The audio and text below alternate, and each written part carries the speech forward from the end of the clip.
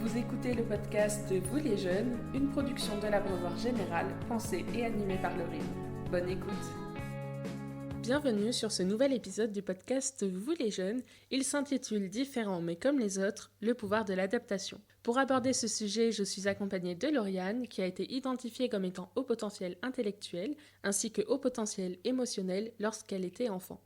Avant de commencer, je tiens à préciser que le haut potentiel, c'est une caractéristique au niveau du cerveau, donc on parle d'une caractéristique neuroatypique. Ce n'est pas une maladie, donc on ne va pas parler de diagnostic, mais plutôt d'identification, par exemple. Et même si c'est évident, je tiens à le rappeler, nous ne sommes pas des professionnels de santé, donc ce qu'on va dire, ce n'est pas à prendre pour vérité absolue. Il se peut que ce qu'on dise, ce ne soit pas forcément tout à fait exact à chaque fois. En ce qui me concerne, je n'ai pas fait les tests pour savoir si je suis au potentiel, bien que j'avoue en avoir des doutes. Mais en soi, c'est pas important, je vais simplement apporter mes ressentis et mes expériences parce que je rentre totalement dans le thème de l'épisode, mais ça, je l'expliquerai un petit peu plus tard. D'ailleurs, si le titre de l'épisode vous semble un peu flou pour l'instant, il se précisera au fur et à mesure qu'on parlera. J'ai assez parlé pour cette intro. Comme d'habitude, je vais te laisser te présenter, Lauriane, et puis je te souhaite la bienvenue ici. Merci, du coup je m'appelle Lauriane, j'ai 21 ans. J'ai passé des tests pour savoir mon QI, tout ça, quand j'étais en CE1. C'est là qu'on a découvert que j'étais HPI et HPE. D'ailleurs, est-ce qu'on t'a donné ton quotient intellectuel ainsi que ton quotient émotionnel ou tu les as pas? Je sais que j'ai 144 de QI. Après, émotionnel, je sais pas du tout, mais voilà. Au moins, ça donne une petite idée. Même si, en soi, on peut pas vraiment se baser sur ça. Enfin, on va en parler au fur et à mesure. On va un peu déconstruire les clichés, notamment qu'il peut y avoir autour du haut potentiel. Et tu as pas précisé, mais Lauriane est en licence de musicologie. Oui, c'est exact. Je suis en 3e année de licence de musicologie, du coup, et c'est passionnant. En même temps, c'est ta passion depuis toujours, et puis ça relève du domaine artistique. On va voir que c'est une caractéristique très présente chez les personnes qui sont au potentiel. Il faut savoir que tous les professionnels ne sont pas d'accord sur la définition qu'on doit donner au haut potentiel, mais je vais quand même essayer de vous en donner une, essayer d'être la plus juste possible, même si forcément je ne pourrais pas me rapprocher de ce qu'est vraiment une personne au potentiel. Mais je dirais qu'il s'agit d'une forme d'intelligence qui est différente, avec un quotient intellectuel et ou émotionnel qui sont supérieurs à la moyenne. Mais supérieurs, on va revenir également sur ce terme, c'est-à-dire que le quotient, lui, est supérieur, mais l'intelligence, la majorité des professionnels estiment qu'elle est différente et non pas supérieure. Donc, une personne au potentiel va avoir des capacités cognitives différentes, donc tout ce qui concerne le langage, la mémoire, les perceptions, l'attention, le raisonnement, etc.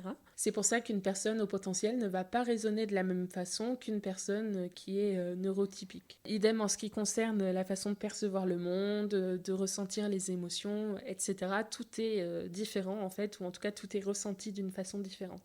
Et pour expliquer la différence entre HPI et HPE, donc haut potentiel intellectuel et haut potentiel émotionnel. Le HPI, on va dire que c'est ce qui concerne davantage les capacités de raisonnement, donc le raisonnement logico-mathématique, tandis que le HPE concernera davantage les capacités émotionnelles.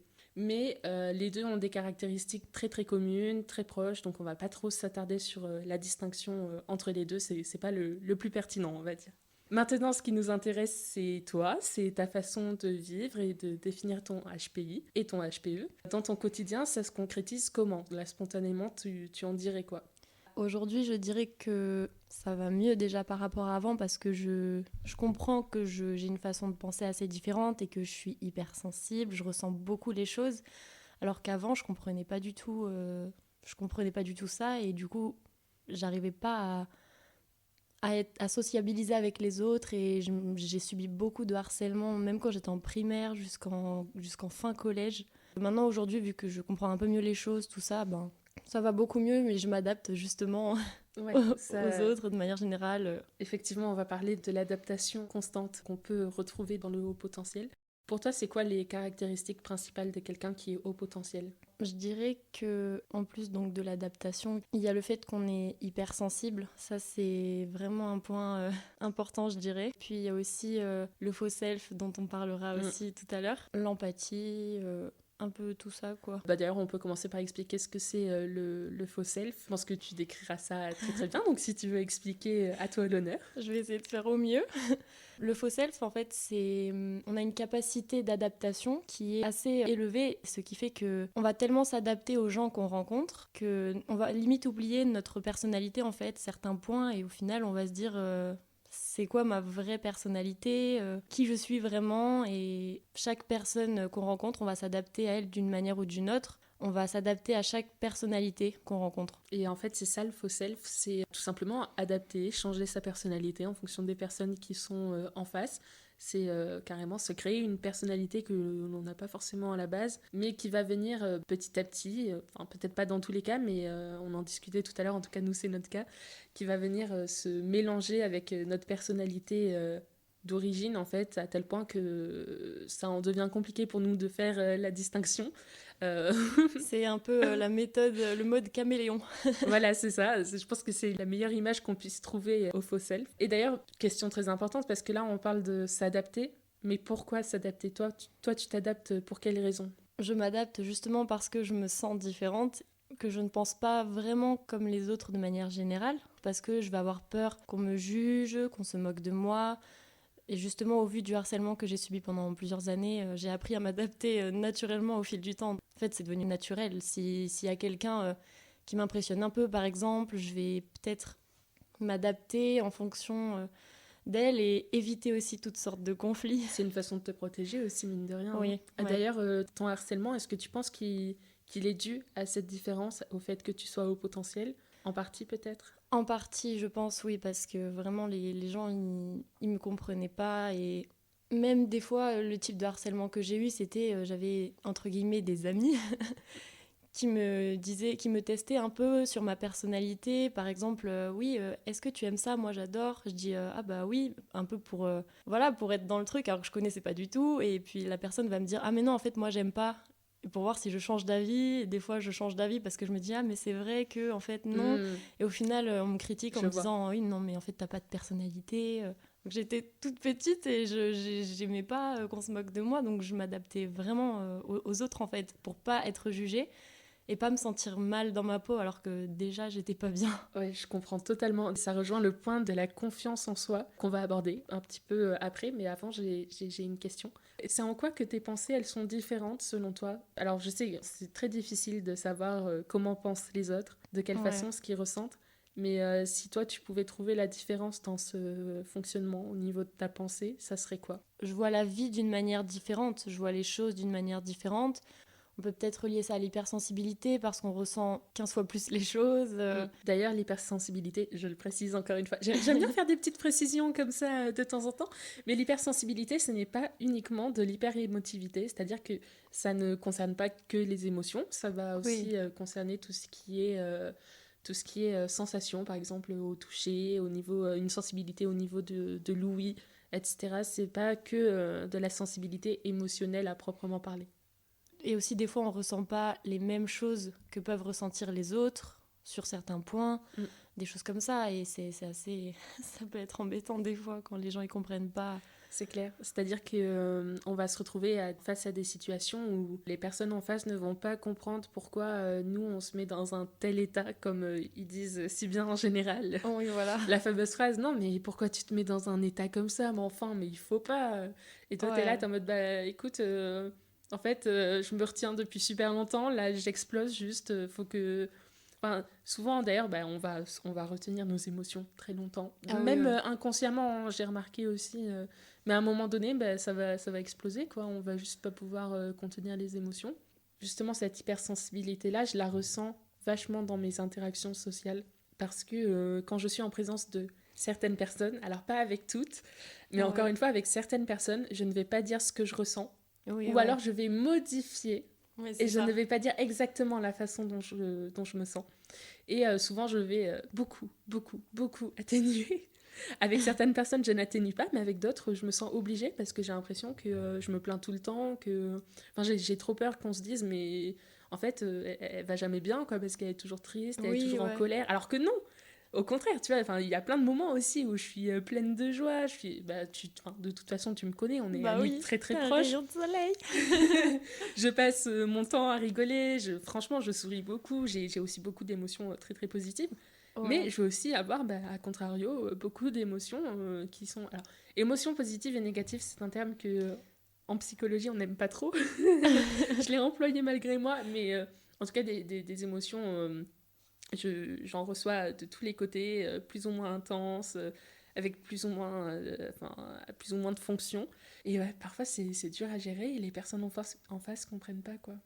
Oui, mais c'est ça, et justement, ce qui pourrait être lié donc à l'hypersensibilité aussi, c'est le fait d'être susceptible, comme on avait dit, C'est on en vrai, avait un peu on en parlé tout à discutait l'heure. tout à l'heure, ouais. Ouais, et justement, je disais que de manière générale, mes amis, mon entourage, tout le monde adore me taquiner, titiller comme ça, et je rigole à chaque fois, je sais que c'est pour rigoler et tout ça, mais en fait, mon hypersensibilité fait que des fois, si c'est trop, ou la façon dont c'est dit, ou voilà le ton, même ce qui est dit, en fait, je vais plus être vexée, mais je vais pas le montrer parce que je sais que c'est censé être pour rigoler, donc je vais rire avec eux, mais au fond, je vais être vexée. Le soir même, je vais un peu y repenser, je vais me dire, ah mais en fait, est-ce que cette personne elle m'apprécie bien? Ça va te rester en tête, oui, Ça me reste carrément. en tête, voilà, ça peut rester en tête juste une soirée ou bien un jour, 2 jours, 3 jours. Et ça aussi, c'est un des signes du fait d'être haut potentiel. C'est l'hyperactivité cognitive, justement. C'est d'être toujours alerte, de toujours penser.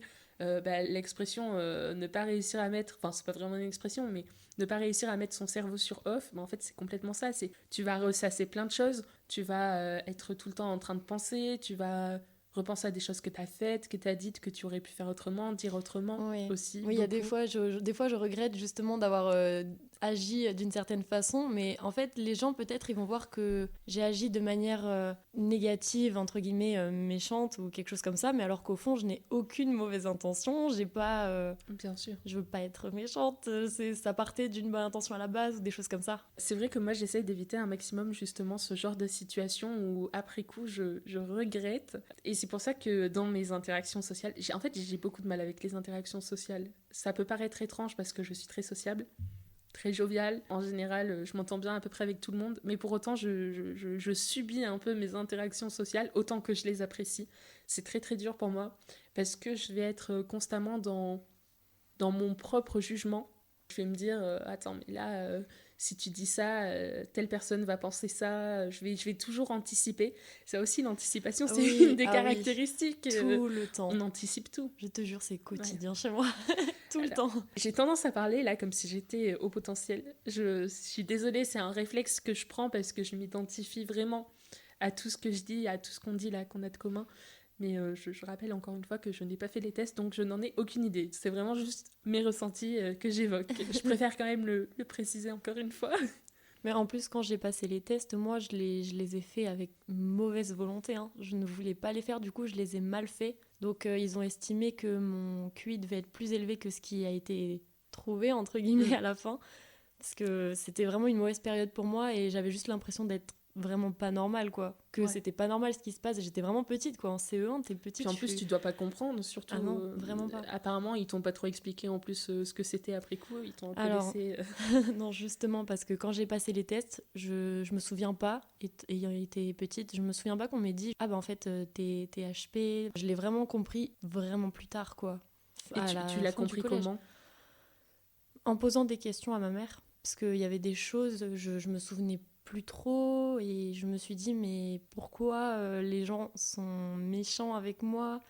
Et même je disais souvent à ma mère que plus tard j'avais peur de pas avoir d'amis, de pas avoir de petits copains et d'être seule pour le restant de mes jours, quoi. Vraiment. Est-ce que toi aussi t'avais peur que les gens te trouvent bizarre? Mais oui, mais tu sais, c'est même toujours d'actualité aujourd'hui, c'est-à-dire que j'ai toujours peur. Je veux sans cesse savoir en fait ce que les gens pensent de moi. Ouais, c'est Pardon. terrible. Moi, c'est pareil. Et tout le temps, ça m'intrigue et j'ai besoin de savoir. Et même si on me le dit, je vais être là, oui, mais tu dis ça pour pas me vexer. Ou je vais toujours avoir cette question qui va me traîner dans la tête. Et voilà. Je comprends, puis en même temps, vu qu'on a des capacités, enfin, vu que tu as des capacités, parce que toi c'est confirmé, vu que tu as des capacités qui sont totalement différentes. Ça joue aussi sur ta façon dont tu vas te comporter avec ton estime de toi-même, parce que tu sais que tu vas avoir sur certaines choses des facilités. Et je pense que ça rend perfectionniste aussi quelque part. Ah oui, je suis très perfectionniste. Voilà, ça rend très perfectionniste et donc forcément on a tendance à beaucoup plus se juger et à perdre facilement confiance en soi. Quand je fais des covers, par exemple, s'il y a un truc qui me va pas dans le cover, je vais le refaire plein de fois jusqu'à ce que ça soit pour moi correct. Mais après, bon, quand je l'écoute plusieurs fois, vu que j'ai pas trop confiance en moi, je vais me dire ah ben non, en fait c'est pas hyper bien. Et puis tu revois tous les petits défauts et Exactement. plus tu le fais, plus tu vois de défauts et puis c'est pour ça que du coup en fait j'arrête de l'écouter pour me dire non mais c'est bien, les gens ils vont pas l'écouter 1 milliard de fois en boucle, ils vont l'écouter une fois. La première fois que je l'ai écouté, j'ai trouvé ça bien. On va laisser comme ça. Mais voilà, tout ça pour dire que vraiment, un truc que je fais, je suis capable de le reprendre des dizaines et des dizaines de fois jusqu'à ce que ça soit juste correct, au moins, pour moi. Donc, ça a été une des plus grandes difficultés, je pense, dans ma scolarité. J'ai été très frustrée à ce niveau-là. Quand il fallait rendre des devoirs, et que pour X ou Y raison, par exemple, j'avais pas le temps de bien le faire, ou que, je sais pas, ou que juste j'avais pas la motivation. Je supportais pas l'idée de rendre quelque chose qui était pas abouti, qui était pas bien fait. Limite, je préférais ne pas rendre. Bon, alors, forcément, j'étais obligée de rendre parce que derrière, il y avait les notes, tu vois.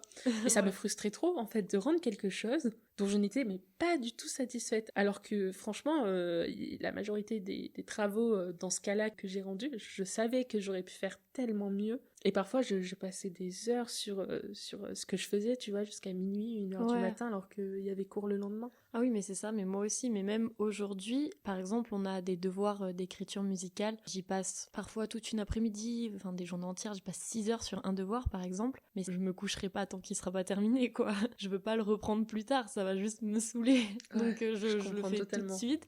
Comme ça, je perds pas mon idée en tête sur ce que je vais faire et je le finis, quoi. La phrase que tu viens de dire, je le reprends pas plus tard, ça vient de me faire penser à autre chose. Moi, souvent, justement, dans ce problème de toujours vouloir tout bien faire, de toujours vouloir avoir le contrôle sur tout, souvent, quand je fais quelque chose qui ne me satisfait pas, que je recommence plein de fois, ou alors que je commence à faire plein de modifications, je sais que c'est à peu près bien, tu vois, mais je commence à faire plein de modifications. Il y a un moment donné où, en fait, je sature de ça, et je m'arrête, je me dis, ok, ça se trouve, c'est trop bien, mais comme t'es trop dessus, bah tu vois pas que c'est trop bien. Du coup, je m'arrête et je le reprends un peu plus tard, tu sais, je reviens et puis je reporte attention sur ce que j'ai préalablement fait. Et je me dis, ah mais en fait, c'est bien là. Pourquoi je me cassais la tête tout à l'heure? Oui, non mais c'est ça, ça m'arrivait aussi des fois pour des devoirs d'écriture. Et au final, je me suis aperçue que j'adore l'écriture, c'est juste que c'est tellement long et compliqué des fois. Bah du coup, je reporte ou je le fais vraiment dans l'instant si je suis motivée et puis si j'ai pas le choix aussi. Et aussi, je trouve, on se compare trop aux autres. Quand je chante et que j'écoute d'autres personnes chanter, je vais me décourager sur ma voix, en fait. Je vais me dire, non, mais en fait, je chante pas bien. Les gens, ils me disent que oui, mais en fait, non, ils me mentent. Elle a une voix exceptionnelle. Je me demande même comment c'est possible qu'elle remette ça en question. Mais non, mais justement, c'est le manque de confiance en moi et je me compare sans arrêt aux autres. Parce que, par exemple, oui, j'écoute une femme chanter de mon type de voix et tout. Je vais me dire, ouais, mais c'est incroyable. Mais en fait, j'ai pas le niveau et tout, mais c'est normal. Elle a énormément plus d'expérience que moi. Peut-être que plus tard, j'aurai ce niveau-là, justement. Et puis en même temps, il faut aussi que tu considères ton niveau par rapport à la majorité des personnes. Oui, c'est pour ça. Mais c'est vrai que c'est hyper dur de pas se comparer. Moi, je sais que je suis toujours dans la comparaison avec les autres. Je suis très observatrice aussi. Ça, c'est aussi une des caractéristiques du haut potentiel. Te le dire, moi aussi. L'observation, la lucidité, en fait, même au niveau de la perception, en fait, des choses. Notre cerveau est assailli d'informations. Vraiment, on reçoit sans cesse des informations de tous les côtés. Déjà, c'est très très épuisant. Justement, tu parles du fait que c'est épuisant, mais en fait, le fait qu'on s'adapte sans arrêt à tout et à tout le monde, aux autres, tout ça, ça épuise beaucoup en fait dans notre énergie, je trouve. Moi, Carrément. après, je me suis tellement adaptée aux autres que je suis fatiguée, à vrai. Et à la base, avant, je comprenais pas d'où me venait cette fatigue, mais en fait, c'est vraiment... de la fatigue mentale, quoi. Oui, voilà. Moi, les interactions sociales, ça va me fatiguer, mais au plus haut point. Il faut savoir que toutes ces caractéristiques-là, elles sont hyper reliées. Là, on part dans tous les sens parce que c'est compliqué de centraliser ça. Hein. Oui. Mais toutes ces caractéristiques, elles sont hyper reliées. Et justement, la fatigue liée aux interactions sociales, à l'adaptation constante, c'est quelque chose de très très courant. Chez les personnes seulement hypersensibles aussi, hein, mais quand on est au potentiel également. Moi, quand je suis dans une interaction sociale où il y a plein de gens autour, où je dois vraiment maintenir une attention accrue, parce que ça aussi c'est compliqué, maintenir une attention accrue alors que tu reçois 1000 informations dans ton petit cerveau, bah, c'est très très compliqué. Et puis devoir s'adapter aussi, comme on le disait, faire attention à ce qu'on dit, paraître bien, parfois ne pas partir dans la lune, parce que moi je pars très souvent dans la lune, je décroche, il y a des moments où je suis juste plus là, quoi. Bah en fait tout ça, ça fait que tu ressors de ton interaction et tu es mais lessivé, quoi. T'as juste une envie, c'est de rentrer chez toi, te mettre dans ton lit et faire le vide. En fait, c'est ton cerveau carrément qui a besoin de faire le vide, plus que ton corps. Ton corps, à la limite, ça va. Oui, c'est exactement ça. C'est terrible. C'est ce besoin de se mettre sur off alors que tu peux quasiment pas. Quasiment jamais. C'est pour ça que très souvent, j'apprécie la solitude quand même. Être seule pendant plusieurs heures, tranquillement. J'ai pas d'interaction sociale à faire en particulier. C'est pour ça aussi que quand j'étais harcelée, tout ça, j'étais très introvertie et je m'isolais tout le temps parce que j'avais pas envie de subir les autres. Parce qu'il faut s'adapter. Voilà, oui, c'est vrai. Surtout quand tu es harcelée, j'ai envie de dire, évidemment que t'as pas envie de subir les autres. J'ai été harcelée vraiment de ma plus jeune primaire, hein, dès le départ, quoi. J'ai pas réussi à me faire un seul ami. C'est un peu triste dit comme ça, mais bon, c'est vrai. Hein. Jusqu'à début 4e. Donc ça fait pas mal d'années, pas se mentir. Et se construire là-dessus, c'est très très dur. Surtout quand tu es au potentiel, franchement. Oui, exactement. Et tout à l'heure, on en parlait. On s'est jamais vraiment senti en adéquation avec les gens de notre âge. Toi, tu t'entends plutôt avec les personnes adultes? Oui, c'est vrai. Moi, effectivement, je m'entends plutôt plus soit avec les personnes adultes, soit avec les personnes plus jeunes. Mais c'est avec les personnes de mon âge que le faux self va ressortir le plus. Exactement. En fait, j'ai juste l'impression de pas être comme eux. Oui, mais c'est ça. J'ai l'impression d'être tellement loin d'eux, quoi. En termes de pensée, en termes de hobbies. Alors que pourtant, non. En soi, pas tant que ça. Mais non, j'ai vraiment cette sensation-là. Et parfois, je me dis, mais il y a des trucs que je peux pas leur dire, alors que ces choses-là, je peux les dire à des adultes, tu vois, sans problème. Mais à ces personnes de mon âge, ça va être beaucoup plus difficile par peur d'être jugée, justement, encore une fois. Moi, je sympathisais beaucoup avec les profs au collège. Je me sentais mieux, on va dire, avec eux qu'avec les gens de mon âge à cette époque-là aussi, parce que j'avais toujours peur d'être jugée. En plus, au collège, on était un peu dans cet esprit-là, la façon de s'habiller, les derniers trucs à la mode. Il y avait la personnalité. Et là, c'était ta sécurité, un peu, finalement, parce que tu pouvais échapper à tout ça, à tout ce que tu ne ressemblais pas, finalement. C'est ça, parce que moi, au collège, j'ai beaucoup été critiquée sur, par exemple, mes cheveux, mon sac aussi. Ton style vestimentaire, peut-être, ce genre de choses. Voilà, est-ce que toi, tu suivais les tendances en général ou pas? Pas du tout. Ça m'intéressait pas du tout et j'ai essayé mais juste d'être moi-même, en fait. C'est marrant, je sais pas, alors ça, pour le coup, je sais pas si ça fait, c'est caractéristique d'une personne au potentiel, mais moi, suivre les tendances, non. Enfin, la plupart du temps, au contraire, il y avait un truc qui était tendance, j'étais en mode, mais non, c'est nul. Et c'était même pas par volonté de m'opposer, tu vois, c'était juste en mode, je ne comprenais pas la tendance. Encore aujourd'hui, d'ailleurs, il y a des tendances que j'ai un petit peu du mal à comprendre. Je ne vais pas citer lesquelles, mais je pense qu'on se comprend, notamment. Mais ouais, non, c'est vrai qu'au collège, je suivais pas du tout... J'avais un peu l'impression d'être dans un monde à part, tu vois. Oh, en fait, quand j'étais plus jeune avec ma mère, je lui disais, mais j'ai l'impression de pas être réelle. Tu sais, j'ai l'impression de pas exister. Je lui ai vraiment dit ça plein de fois, mais c'était pas de pas exister en mode tout le monde m'ignore, personne ne me voit, je suis invisible. Non, c'était pas ça, c'était vraiment pas exister. Je sais pas, de pas être là, quoi. Oui.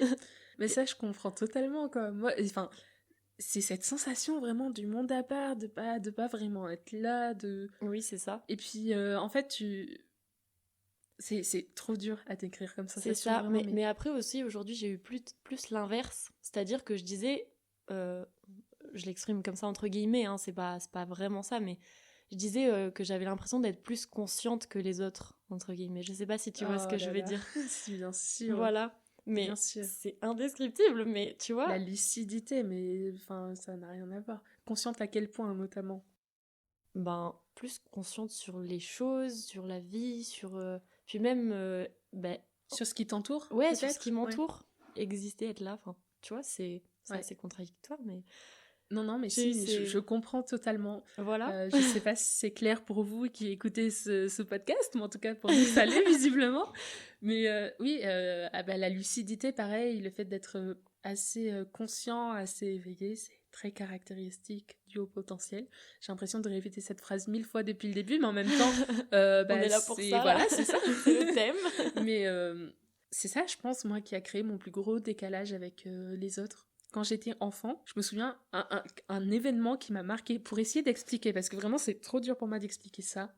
Mais quand j'étais en CP, Je me souviens qu'il y a eu toute une période où j'avais envie de changer d'école parce que j'avais eu un espèce de différend, on va dire, avec mes amis. Je comprenais pas pourquoi ils comprenaient pas, pourquoi j'étais pas d'accord. Oui, je vois. Tu vois? Et je sais pas, il y avait tellement un grand gap entre eux et moi que j'ai eu la lucidité de me dire, bah, faut que je m'éloigne d'eux et que je change d'école, carrément. J'avais 5 ans, enfin 5-6 ans, tu vois. Ouais, Et je ouais, me suis c'est dit, ça. bah, faut que je change d'école puisque je m'entends pas avec eux. Et j'étais très sereine vis-à-vis de ça, hein. J'étais tout à fait sérieuse, c'est assez particulier. Oui, moi j'ai quelque chose comme ça aussi. C'est bah, par exemple quand j'entre dans un nouvel établissement, voilà, donc ça me l'a fait quand je suis arrivée au collège, puis quand je suis arrivée au lycée, puis à la fac. Mm. Au tout début, tu sais, quand tu connais personne, voilà, tu t'es pas encore fait des amis, il faut t'adapter un peu au lieu, aux personnes autour. Et en fait, quand j'entrais dans un groupe d'amis, par exemple, je pouvais sentir en fait si je me sentais plutôt bien à ma place et donc si j'étais à l'aise ou non. Et c'est comme au lycée, par exemple, avant que je sois dans votre groupe, qui est toujours notre groupe actuel, tu vois, C'est d'amis vrai, on du a gardé lycée. notre groupe d'amis du lycée, c'est très Ouais. cool. Avant, je traînais avec d'autres personnes, mais ces personnes-là, j'étais pas spécialement à l'aise parce que je sentais que c'était pas ma place d'être avec ces personnes-là. C'est hyper difficile de se sentir à sa place dans un groupe quand on a cette sensibilité-là. Oui, mais c'est sûr parce Et que... puis t'es tout le temps en train de la remettre en question, Ouais. tu vois, ta place, ta légitimité surtout aussi. Enfin, c'est... Non, franchement, que ce soit d'être hypersensible ou d'être haut potentiel, c'est pas simple du tout. Ça me fait penser qu'il y a un cliché autour du haut potentiel, c'est que les personnes au potentiel sont supérieures, se pensent supérieures, prétentieuses, que c'est quelque chose de... En gros, que c'est quelque chose de ultra positif et que tu te sens supérieur aux autres. Moi, j'ai l'impression que c'est plutôt l'inverse. Quand on est haut potentiel, on a honte de le dire parce que justement, on a peur de que les gens pensent ça, alors que Ouais. nous, on est là, on manque de confiance en nous, on a l'impression d'être pas intelligent, d'être juste trop Oui, nul. oui, c'est Et ça. puis, il a ce cliché-là en face de nous. Oui, parce que du coup, vu que je n'y arrivais pas quand j'étais au collège, tout ça, j'ai vraiment une période scolaire très difficile. J'arrivais pas du tout à avoir des bonnes notes, tout ça. C'est vraiment la fin du collège. Là, j'ai vraiment commencé à m'ouvrir, à m'épanouir, tu vois. Ouais. Et encore plus au lycée après, puis à la fac. Bon, là, la fac, c'est waouh! Musicologie, tu vois, c'est trop Ta bien. passion. Ouais. Le système scolaire n'était pas adapté pour ma façon de penser. Et du coup, c'est pour ça, après, j'ai eu beaucoup de lacunes. Hein. Même en primaire, dès la primaire, j'ai eu pas mal de lacunes. Mais bon, après, avec le temps, ça s'est arrangé un peu. Mais Justement, toi, il n'était pas adapté en quoi, tu dirais? disons que je comprenais... J'avais de gros problèmes de compréhension parce qu'en fait, la façon dont les profs faisaient leurs cours, expliquaient, c'est pas de leur faute, hein, mais c'est juste que moi, avec ma façon de penser qui était plutôt différente, je comprenais pas vraiment tout ce qu'ils disaient. Du coup, c'était très compliqué en fait d'avoir des bonnes notes, tout ça. Et je sais pas si tu te souviens, mais c'était au bac, je crois. On avait fait un devoir sur... attends, c'était La Princesse de Montpensier, quelque chose du genre. J'arrivais pas du tout, je comprenais rien. Ma mère, elle m'a expliqué à ma façon, de sorte à ce que moi je comprenne. Ouais. J'ai fait le devoir, j'ai eu 20 sur 20. Ma mère m'a expliqué parce qu'elle sait comment je Ouais. pense, elle sait que je comprends d'une certaine façon. Je me souviens aussi qu'on révisait On révisait nos ensemble. DS ensemble, et ça marchait bien, hein. Oui, Quand oui. on révisait ensemble, Bah, franchement, ça marchait oui. bien. Mais oui, mais quand tu m'expliquais, j'arrivais à comprendre. Et donc oui, on parlait aussi de ce fait que voilà, les gens voient un peu le terme HP comme quelque chose de prétentieux, qu'on se croit supérieur, tout ça. Mais moi, ça a totalement été l'inverse toute ma vie, Bah quoi. ouais, Jusqu'à au contraire, aujourd'hui, t'as eu c'est... tellement de difficultés, que ce soit scolaire ou C'est ça, personnel. je me suis jamais sentie supérieure aux autres et je ne me sentirai jamais supérieure aux autres. C'est même pas une question de supériorité ou autre, c'est juste, c'est différent. Le bon terme à employer, je pense, c'est différent, c'est pas C'est supérieur. ça. Et c'est pour ça, parce qu'aujourd'hui, les gens, de manière générale, hein, je veux dire, parce qu'on n'en parle pas souvent, ne comprennent pas vraiment ce terme HP, HPI, HPE. Ben, il y en a qui vont le prendre un peu mal, par exemple, ou se sentir peut-être offensé si quelqu'un dit qu'il est HP, tout ça, parce qu'il va penser qu'il est en train de se vanter, ou C'est vrai. « Oh, je suis supérieurement intelligent comparé à toi alors que pas du tout. Ça n'a absolument rien à voir. Et c'est pour ça que moi, dans tous les cas, je ne le dis pas. Je le dis jamais. quand je rencontre de nouvelles personnes, quand j'ai des amis, même mes amis de la fac, il y en a aucun qui est au courant par exemple, parce que j'ai toujours peur de la réaction que peuvent avoir les autres, et parce que moi je ne dis pas Puis ça t'as peur qu'on te voit différemment aussi oui, si c'est t'as ça, quoi. qu'on voit ça comme si c'était justement une maladie, un handicap ou quelque chose comme ça, alors que pas du tout en fait, c'est Après juste... ça peut être handicapant dans la vie de tous Oui, les jours, oui, c'est mais sûr. effectivement ce n'est pas ni une maladie ni un handicap. Oui, voilà, mais c'est pour ça que je le dis pas, parce que je sais jamais comment les autres vont réagir. Clairement. Je fais attention, tu vois, quand j'emploie ce sujet-là, généralement j'évite d'en parler, mais bon, c'est pour ça que j'ai accepté de faire ce podcast, c'est pour aussi aider les personnes qui ont ce genre de problème, par exemple, dans la vie de tous les jours. Et... Ouais, c'est trop bien, et puis je pense qu'il faut en parler de toute façon, parce que ça peut aider des gens. C'est toujours important de parler de ce genre de choses pour déconstruire les clichés qu'il y a autour. Toi, c'est quoi ta plus grande difficulté liée au potentiel? Mais c'est vraiment le fait de s'adapter aux autres, quoi, de se sentir différent. C'est compliqué en de fait. s'adapter pour toi? Avant, ça l'a beaucoup été, mais maintenant, après, comme je t'ai dit, ça devient une c'est habitude. devenu naturel, tu vois. En fait, ce qui est plus compliqué pour moi, c'est vraiment de gérer mes émotions par rapport aux autres, parce que j'ai vraiment toujours peur qu'on me juge, et moi, j'ai pas envie d'être quelqu'un qu'on n'aime pas, entre guillemets, tu vois ce que je veux dire. Moi, j'ai besoin que les gens, je sais pas, ils me voient comme une bonne personne, parce que c'est ce que je veux être. J'ai envie d'aider les gens, j'ai envie de sympathiser avec eux. Est-ce que parfois t'as l'impression de donner une trop bonne image de toi-même par rapport à ce que toi tu penses être au fond de toi? Alors oui, justement, parce que à un moment donné, quand je suis seule chez moi, voilà, je fais des choses, tout ça, et en fait, des fois, je m'énerve assez vite, et je me dis, mais en fait, je suis quelqu'un qui s'énerve tout le temps, qui est colérique. Alors que quand je suis avec les autres, c'est totalement l'inverse. Après, voilà, avec les amis, ça dépend. Des fois, je peux, pour rigoler, voilà, un peu... Mais on le reconnaît, on voit que c'est pour rigoler, on voit que c'est voilà. un peu pas surjoué, mais bon, c'est oui. Adapté à la situation sociale en cours. Exactement. C'est pour ça, des fois, j'ai l'impression de pas être... qui je suis à la base, c'est de l'adaptation, quoi. Carrément. C'est trop dur de se trouver, de savoir véritablement qui on est quand on a cette adaptation qui est constante en fait. Mais même de façon générale, je pense que les personnes qui sont sensibles, enfin très sensibles et ou au potentiel, on a du mal un peu à apprendre à se connaître parce que justement on se pose trop la question de qui on est, beaucoup plus qu'une personne classique, on va dire. Moi, je sais que je me pose constamment la question de qui je suis, qu'est-ce que j'aime, qu'est-ce que je vais faire de ma vie. D'ailleurs, je change de passion tous les 2 jours. Je suis moyenne en tout, je suis pas perfectionnée dans quelque chose. Et en fait, c'est terrible parce que je me pose trop la question de qui je suis. C'est une question, je me pose des questions existentielles, quoi, littéralement. Et j'ai l'impression que les autres ne se la posent pas forcément autant que moi. C'est aussi pour ça que j'ai l'impression d'être vachement en décalage avec les gens de mon âge, quoi. Oui, c'est vrai, c'est comme moi quand on me demande, je sais pas, quel est ton film préféré ou des choses comme ça, en fait, je suis sans cesse indécise. Je suis incapable de me décider, je change tout le temps, je sais pas, de musique préférée, des choses comme ça. Ouais. Bon, après ça, c'est un peu commun, mais... Oui, mais je vois ce que tu veux dire. Voilà, tout ça pour dire qu'au final, si jamais... Je sais pas, tu sais, quand tu fais une liste un peu de tes trucs préférés et tout, au final, tu sais pas trop parce que vu que tu t'adaptes un peu à tout aussi, et puis toutes tes humeurs changent tout le temps, tes goûts, tout ça. Après, c'est compliqué peu de se centrer dans quelque chose. C'est très dur, mais bien sûr, mais carrément. Quand on me demande de me décrire, de dire qui je suis, comment tu veux que je me décrive avec 3 pauvres petits mots je peux pas me réduire à quelque chose de si simple alors que je suis extrêmement complexe. Ouais, je vois. Genre, c'est trop dur. C'est genre, ok, je m'appelle Laurine, j'ai 21 ans, je suis étudiante en ça, je fais ça actuellement. Ok, mais ça dit pas qui tu es.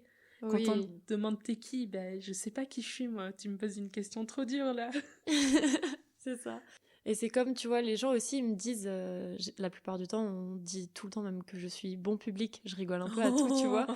Oh là là. Est-ce qu'on peut se serrer la main en direct, là, s'il te plaît? Bien sûr, voilà. Enchantée, bonjour, moi c'est Laurine. Non mais voilà, oui, moi on me dit beaucoup que je suis bon public, parce que c'est vrai que je peux rire pour le moindre truc, tu vois. Après, encore une fois, c'est avec l'hypersensibilité, tout ça. Et c'est comme aussi quand je raconte quelque chose qui me frustre ou qui me stresse un peu. Des fois, je suis tellement dans le truc que, en le racontant, je peux avoir les larmes aux yeux. Et du coup, la personne à qui je m'adresse et qui, elle est pas spécialement au courant que je suis hypersensible, tout ça, elle va se dire mais ça va t'es en train de pleurer là? Ou même quand je raconte un truc, je suis trop heureuse comme ça, je rigole à moitié, bah là je vais juste... Mais pareil, je vais pleurer, mais de rire et tout, tu vois. Mais ça, en vrai, c'est trop bien parce que c'est trop bien de ressentir autant de choses, même si ça a ses désavantages, que parfois c'est très dur. Hein. Psychologiquement, je me tape des phases up et down magistrales, vraiment, je passe de l'euphorie totale au désespoir le plus grand, mais pour autant, c'est trop bien. En fait, les périodes où je me sens un peu vide, ce qui est très souvent le cas d'ailleurs, en fait, ça me rend triste parce que moi, j'adore ressentir des choses, tu vois. Ouais. Que ce soit cette joie ou cette tristesse immense, enfin, je sais pas, toutes les émotions que je peux ressentir, tu vois, ça me rappelle à quel point je suis vivante. Oui, c'est ça. Quand j'ai des moments où je suis vraiment triste, tu vois, pour bien me mettre dans le mood et amplifier le truc, je me mets des musiques super tristes. Et je suis à fond dans le truc, tu vois. En fait, c'est limite si là j'étais en train de jouer un personnage, tu vois. Ouais. Je suis dans un film, hop, Est-ce que toi aussi t'as besoin d'être triste parfois? Genre tu ressens le besoin de l'être et d'être dans un mood triste. Ah oui, mais en vrai, oui. Et c'est pour ça, des fois, je suis triste, mais pour rien, tu vois. C'est une étape nécessaire, en fait. À mon avis, c'est pour ça que les psychologues disent qu'il n'y a pas d'émotions négatives ou négatives. Négatives ou positives.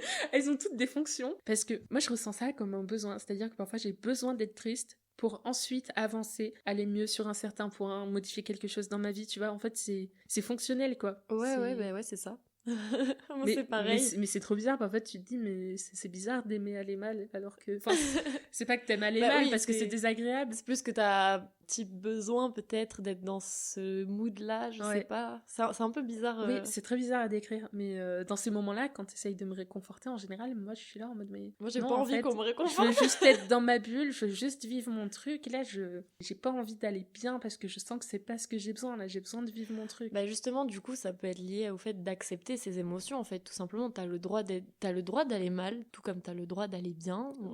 Rappelons-le, c'est totalement ok d'aller mal. Oui, aller mal, ça ne veut pas dire qu'on est faible. Pleurer ne veut pas dire qu'on est faible. C'est simplement totalement. Et puis être faible, on au pire, c'est légitime. Oui, c'est vrai. C'est naturel de ressentir tout ça, je pense. Et voilà, si ça doit sortir, bah ça sort et ça va passer. Tu iras mieux après quand t'auras passé cette étape-là et te seras laissé aller dans ton petit mood.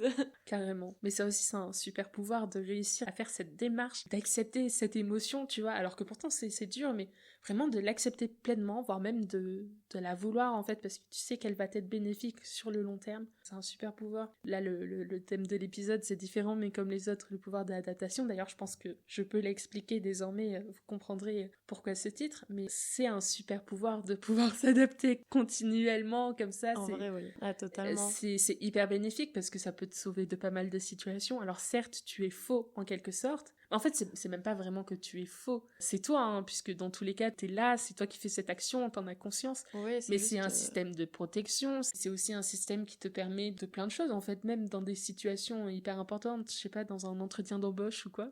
Oui. Moi, je sais que ça m'aide de pas être moi-même. C'est bête, hein, mais c'est pas mal, quoi. C'est ça, oui, c'est ça. Tu as la possibilité d'être n'importe qui en faisant ça. Le caméléon, quoi. Ouais. Aussi, de façon plus générale, j'aimerais dire que moi, cet épisode, il m'a été inspiré de mes interactions sociales, justement, de discussions. Moi, j'aime bien les discussions très profondes avec mes proches. Et parfois, j'ai ce genre de discussions avec des proches à moi et je me rends compte que beaucoup d'entre eux me disent « mais je me sens différent. Je me sens différent des autres. Je ressens pas les mêmes choses, j'ai l'impression d'être dans un monde à part, tu vois, un peu les mêmes termes qu'on utilise, sans pour autant qu'ils soient haut potentiel. Hein. Là, c'est parce que le haut potentiel se prêtait bien à ce sujet-là de l'épisode. Mais beaucoup de gens me disent ça, et en fait, ça me fait me dire que tout le monde se sent différent. Et justement, de se sentir différent, finalement, c'est être un peu comme tout le monde. Puisque si tout le monde se sent différent, enfin tu vois, ça se rejoint vachement, je différent trouve. Mais comme les autres. Voilà, je trouve pas de titre plus approprié que ça, différent mais comme les autres. Et en fait, tout le monde s'adapte plus ou moins. Hein. C'est vrai qu'il y a des gens qui s'adaptent certainement moins que nous. Il y a beaucoup de gens qui s'adaptent beaucoup moins que nous. Mais c'est quelque chose qui est très commun. Et j'ai envie de te dire, c'est propre aussi à l'être humain, l'être social qu'on est. Ouais, totalement. Qui fait que dans tous les cas, on peut jamais être complètement 100% soi-même. Quand bien même on le voudrait, moi je connais pas de situation où je suis 100% moi-même, sauf quand je suis seule peut-être. Si peut-être, ouais. T'es livré à toi-même, tu agis de manière totalement naturelle. Ton cerveau, tu vois, il sait que là, il y a personne avec qui interagir, donc t'es seule dans ta bulle, quoi. C'est vrai. Mais à part dans cette situation-là, dès que tu entres dans une situation sociale, Pour moi, tu peux pas être 100% à toi-même. Ouais. Je pense que n'importe qui peut se reconnaître un minimum dans cet épisode de podcast, dans tous les cas. Mais voilà, là, on a vraiment appuyé sur les caractéristiques précises d'une personne au potentiel, quoi. HPI. Voilà. Est-ce que tu as des choses à rajouter, des choses que tu aimerais mentionner? Bah, au vu de mon expérience, ne baissez jamais les bras. Je sais que quand on est harcelé pendant beaucoup de temps, on a envie de tout lâcher, quoi, de tout abandonner. Mais moi, à chaque fois, j'ai tenu bon. Alors, si je peux vous donner un conseil pour les gens, voilà, qui ont des difficultés comme ça, franchement, ne lâchez rien parce qu'au bout d'un moment, je peux vous jurer que ça va s'arranger, quoi. Donc, Et puis n'hésitez pas à demander de l'aide. oui, justement, parce que moi, quand j'étais harcelée, voilà, je ne disais rien, en fait, à personne. Mais en fait, c'est mieux d'en parler, quoi. Ne serait-ce, voilà, à quelqu'un en qui on a confiance, ses parents, un ami, n'importe qui, franchement, vaut mieux parler que tout garder en soi, parce qu'après, je sais pas, ça peut faire des dégâts, quoi. En fait, c'est vrai, c'est super dur peut-être d'en parler, de passer le cap. Parfois, tu peux avoir l'impression que c'est toi le problème. Puis même parler de façon générale, pas forcément du harcèlement, mais parler de ce que tu ressens. Faut pas rester seul avec ce qu'on ressent. On peut très vite se sentir illégitime, on peut très vite perdre pied en fait. Si on n'a pas un appui, si on n'a pas quelqu'un ou quelque chose sur quoi se reposer, faut vraiment faire attention à soi, oser dire les choses et puis se dire que si ça va pas, ça va pas et c'est ok. On peut en parler et puis peut-être arranger les choses avec le temps. Finalement, les maîtres mots de tout ça, c'est vous êtes totalement légitime de ressentir ce que vous ressentez. Vous n'êtes pas une honte, soyez indulgent avec vous-même. Et puis, même si vous vous sentez différent, dites-vous qu'il y a des gens qui sont comme vous, quoi qu'il en soit. Voilà. Mais écoutez, c'est la fin de cet épisode. Il me tenait vraiment particulièrement à cœur. C'est là, je pense que c'est l'épisode où j'aurais pu vraiment me livrer le plus. Toi aussi, c'est le thème où tu as pu te livrer le plus. Vu que j'en parle jamais de ça, là c'était l'occasion et je fais aussi pour moi et voilà, pour aider ceux qui sont un peu dans la même situation. Trop bien. Ça fait toujours du bien. Eh bien écoutez, on se retrouve la semaine prochaine. Non, pas du tout. Dans 2 semaines, excusez-moi. Pour le prochain épisode, plutôt. Vivre avec un TDAH à 20 ans, une mise à l'épreuve quotidienne. Sujet que j'ai très hâte d'enregistrer également. À bientôt. À bientôt.